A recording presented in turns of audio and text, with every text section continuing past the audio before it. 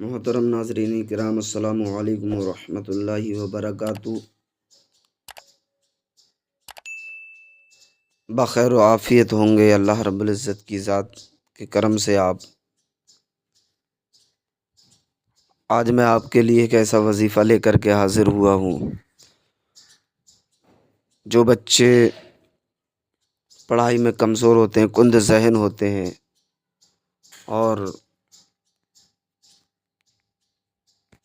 وہ امتحان وغیرہ میں صحیح سے پیپر وغیرہ نہیں دے پاتے، پڑھائی نہیں کر پاتے ہیں، بڑے پریشان رہتے ہیں، گھر والے بھی، بچہ بھی پریشان رہتا ہے کہ اس کا ذہن ٹھیک ہو تو کس طرح ٹھیک ہو۔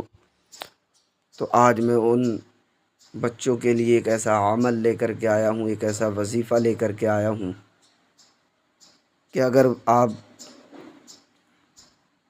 اس کو کریں گے تو انشاءاللہ تعالی آپ کا بچہ ٹھیک ہو جائے گا، محنت سے پڑھے گا اور اس کا ذہن بھی اچھا ہو جائے گا، اس کا حافظہ بھی اچھا ہو جائے گا، پڑھائی میں بھی پھر اس کا دل لگے گا۔ تو جو انسان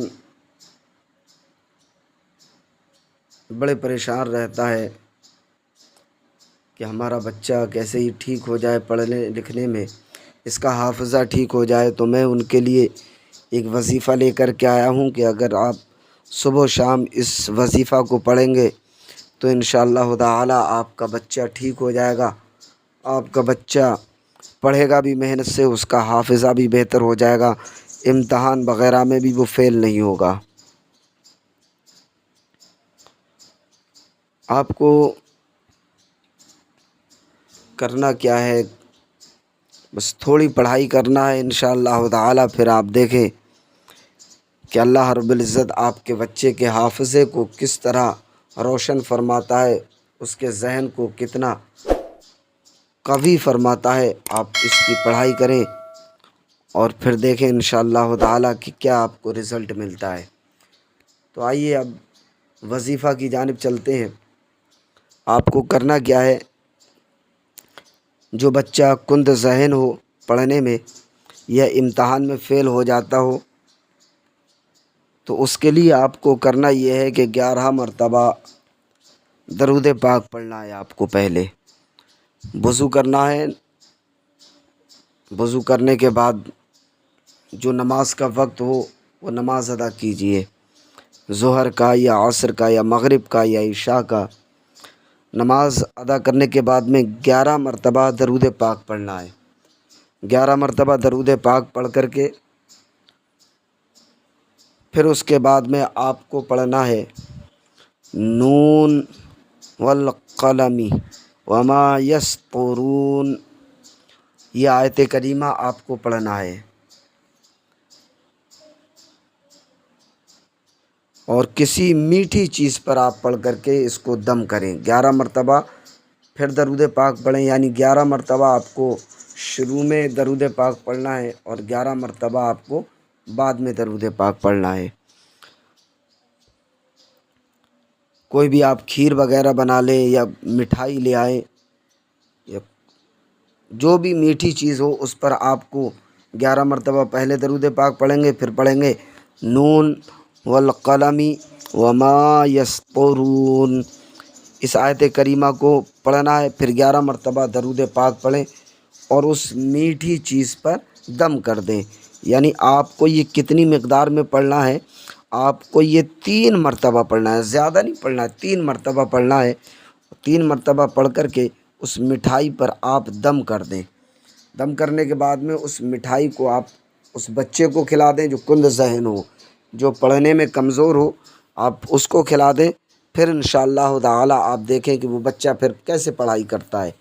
وہی بچہ جو آپ کا پڑھنے میں بہت پیچھے تھا، اس آیت کریمہ کی تلاوت کرنے سے وہ بچہ پھر آپ دیکھیں کہ انشاءاللہ تعالی پڑھائی میں کتنا آگے بڑھ رہا ہے۔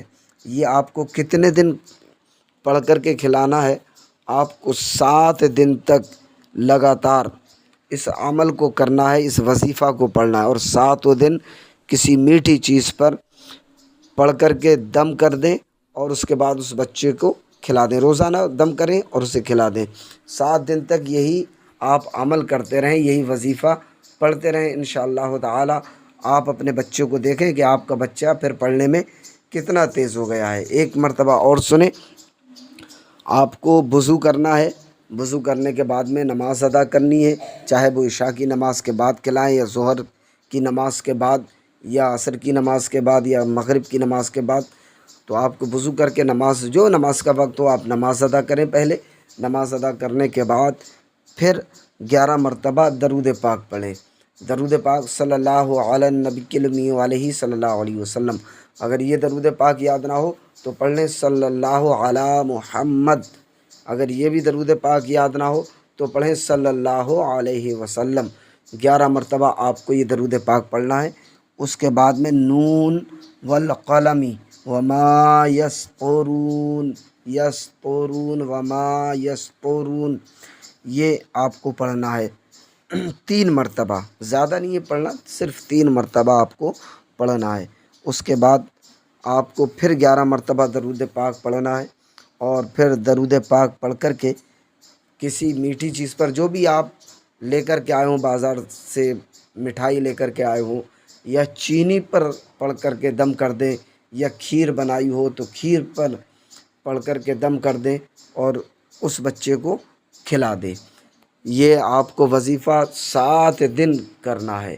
7 دن جب آپ اس کو پڑھیں گے اور 7 دن پڑھ کر کے آپ بچے کو کھلاتے رہیں میٹھی چیز اس پہ دم کر کے، تو انشاءاللہ تعالی آپ کا بچہ جو کمزور نظر آتا تھا